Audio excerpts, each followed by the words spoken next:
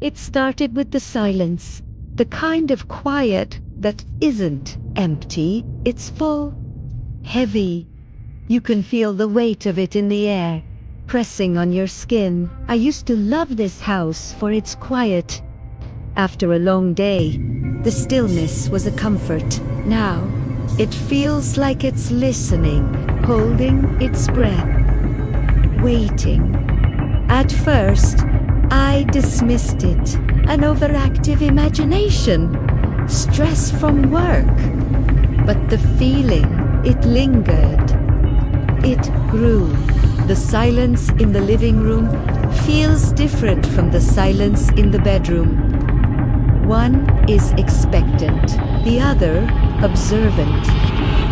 I started noticing little things, a change in the atmosphere when I'd enter a room, like someone had just left.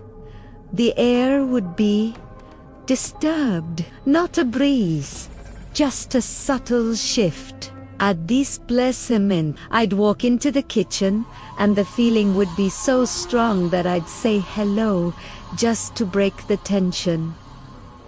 Of course, no one would answer. The silence would just deepen, almost mocking me. It's a strange thing to feel like an intruder in your own home. The spaces that were once mine, familiar and safe, now feel claimed by something else. It knows my routines. Primera K en fil italiano. When primera wa, cap the house, is already awake. When I make my coffee, the kitchen feels crowded. It knows I check the locks 3 times before bed. It knows I always leave the bathroom light on. It's a strange intimacy. To be known so completely by something you can't see. I started changing my habits, just to see what would happen. I'd come home early, or stay up late, but it didn't matter. The presence was always there, adapting, anticipating. It felt less like I was living here, and more like I was being studied. The nights are the worst. I lie in bed, and the darkness isn't empty. It's a thick, black curtain, and I can feel eyes on the other side. I hold my breath, listening for a creak in the floorboards, a whisper in the static of the air conditioner. Anything, but there's only the heavy, watching silence. I used to sleep with my back to the door. Now, I can't. I have to face it. I have to see if the handle turns, if a shadow falls under the crack of light. It never does. The fear isn't of what might happen. It's of what is already happening.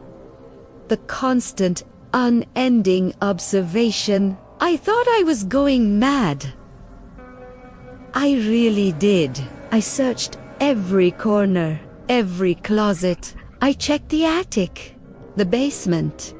Nothing. No sign of entry.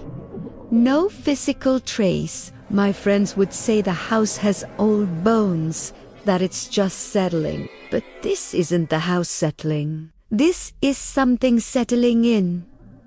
I started talking to it, softly at first, asking what it wanted, why it was here. The silence was my only reply, but it felt attentive, like it was considering my questions. My voice would hang in the air for a moment, too long before being swallowed by the quiet. This morning, I found it, the proof. It wasn't a footprint or a broken lock. It was something small, something personal. On my bedside table, next to my alarm clock, it was a single, long strand of my own hair, tied into a perfect, tiny knot. I had brushed my hair before bed last night, and it wasn't there. I am meticulous. I would have noticed. My hands didn't shake. I didn't scream. I just stared at it. this small, impossible object. A message, a confirmation, and I finally understood. I was never living here alone. It hasn't been watching me from the shadows.